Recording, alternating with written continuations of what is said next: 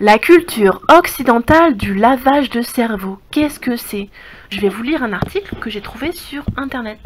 Les sources en description.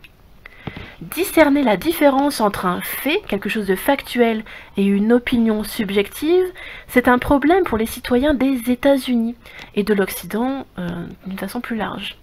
C'est la conclusion d'un sondage récent effectué par la vénérable organisation Pew, P-E-W. Pew a constaté qu'à peine un quart des gens sondés sont capables de faire correctement la distinction entre une déclaration factuelle et l'expression d'une opinion personnelle. En d'autres termes, la majorité des gens interrogés pensent à tort que les informations que l'on fait passer pour des faits sont bien des faits, bien qu'il ne s'agisse en réalité que d'opinions subjectives. Ainsi, devant des phrases du genre « la démocratie est la meilleure forme de gouvernement », la plupart des sondés ont estimé qu'il s'agissait de faits. Sur plus de 5000 personnes sondées, à peine un quart, 25%, ont pu correctement distinguer les faits des affirmations subjectives. En outre, voici ce que Reuters, l'agence de presse, a rapporté. Selon l'organisation Pew, les gens tendent à être en désaccord avec les déclarations factuelles qu'ils prennent à tort pour des opinions personnelles. Cette dernière tendance suggère que les citoyens états-uniens sont facilement induits en erreur par de fausses informations et peut-être plus troublant encore qu'ils ont l'esprit fermé aux informations qui réfutent leurs préjugés. Donc ils sont fermés à toute information qui serait nouvelle, qui ne serait pas dans leur système de croyance.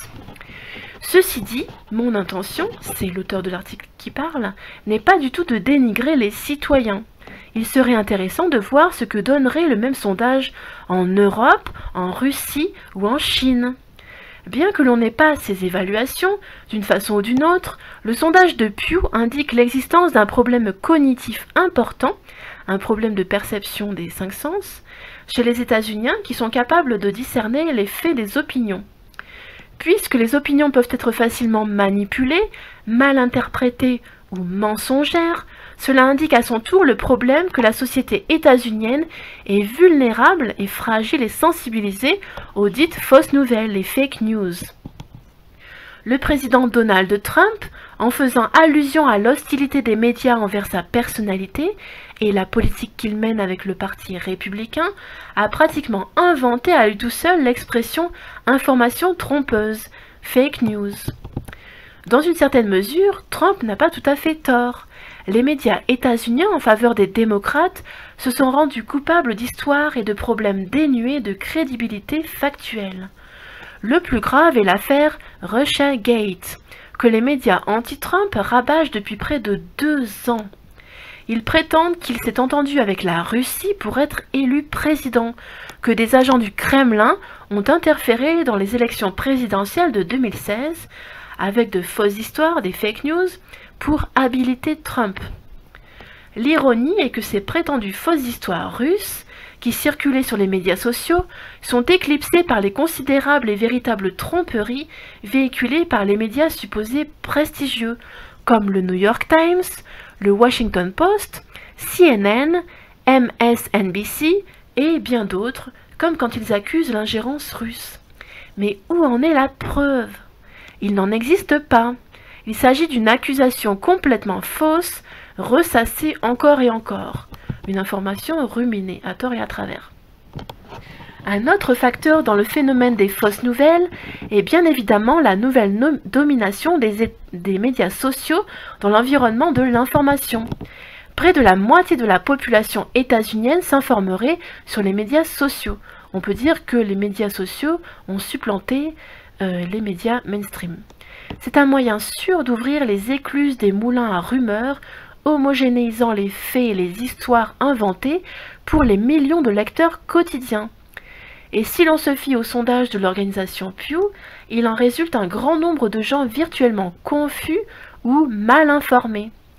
Ensuite se pose la question, pourquoi les citoyens états-uniens sont-ils particulièrement susceptibles de se faire embobiner par des informations trompeuses? Dans une tribune de Russia Today, le commentaire d'un lecteur anonyme fournit une explication toutefois plausible. Ce bref commentaire dit: les médias grand public mentent depuis si longtemps aux États-Unis et en Occident en général, que ne sachant que croire, de nombreuses personnes ne regardent plus les bulletins d'information, à part juste le sport et le spectacle. On peut dire qu'il s'agit d'un point clé. Pensez-y. Si une population est imprégnée pendant des décennies de nouvelles informations qui sont en fait carrément trompeuses ou de la désinformation, on peut s'attendre à ce que la capacité du public à exercer ses facultés mentales critiques soit affaiblie.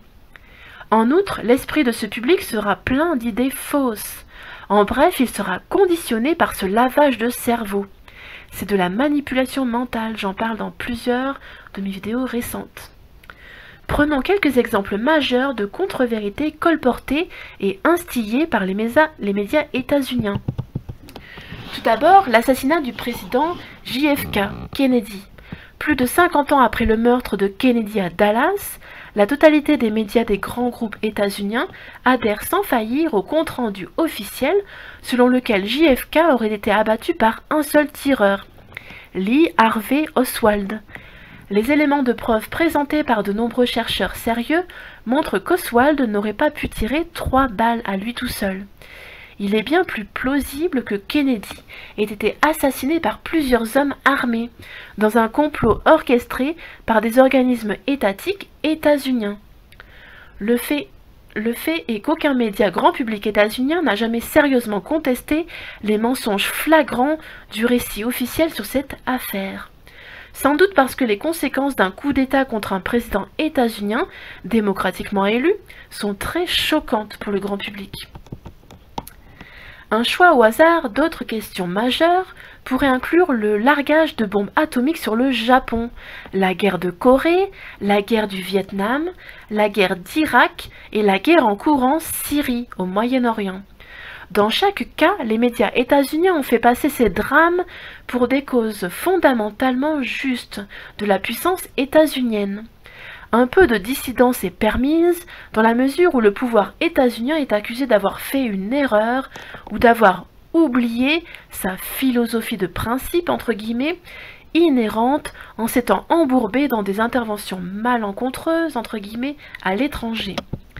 Mais encore une fois, l'establishment médiatique joue le rôle d'un ministère de la désinformation servant à cacher au public la réalité du pouvoir capitaliste états-unien dans le monde.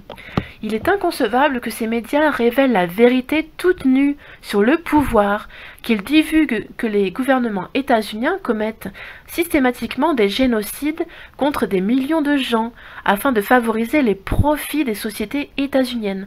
En d'autres mots, les ONG. J'en ai parlé, j'ai établi un constat des lieux dans une vidéo, je crois que c'était hier ou avant-hier. Il est inconcevable que les médias signalent que dans le but de renverser le gouvernement élu du président Bachar al-Assad, les services de renseignement militaires états-uniens ont secrètement militarisé des groupes de mandataires terroristes, des mercenaires, en Syrie au cours des 7 dernières années. Donc depuis 2011. Ce genre de révélation est impensable dans les médias états-uniens, dans les médias officiels des partis uniques des régimes d'Occident. Cela n'arriverait tout simplement pas. Au lieu de cela, ils racontent au public que le Pentagone soutient les rebelles modérés, entre guillemets, qui cherchent à renverser le dictateur.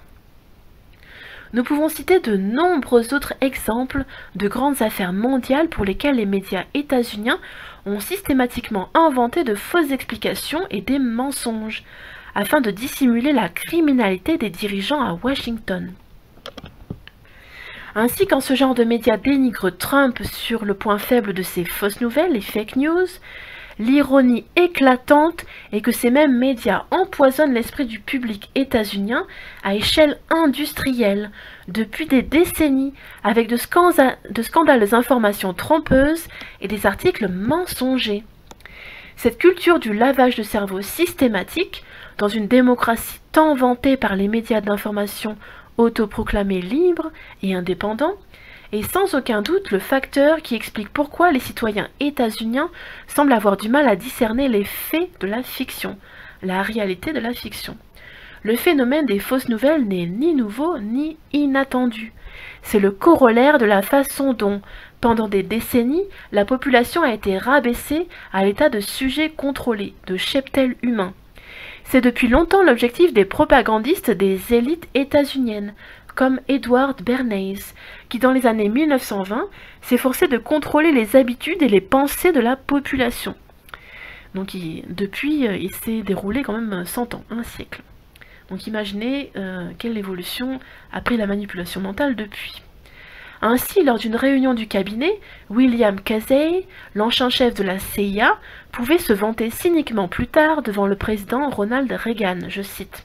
« Nous saurons que notre programme de désinformation est terminé quand tout ce que le public croira sera faux. » Caractéristique fascinante du régime états-unien de facto totalitaire, le public pense illusoirement être libre, entre guillemets. C'est la plus grande de toutes les tromperies de l'histoire. Rares sont ceux qui se doutent de la condition oppressive de leur vie. Rares sont ceux qui soupçonnent n'être en réalité que des captifs, les esclaves, les sujets d'une faune de faussaires, d'un environnement de faussaires. Pensez avec satisfaction que cette liberté illusoire et factuelle est sans doute le facteur clé de la perpétuation du système capitaliste états-unien et occidental dans son ensemble. La preuve en est dans la façon dont ceux qui disent la vérité sont boudés et censurés par les médias grand public. Un régime totalitaire endoctriné ne peut tolérer ni dissidence ni critique. Voilà, c'est tout pour cet article, j'espère qu'il vous aura plu. N'hésitez pas.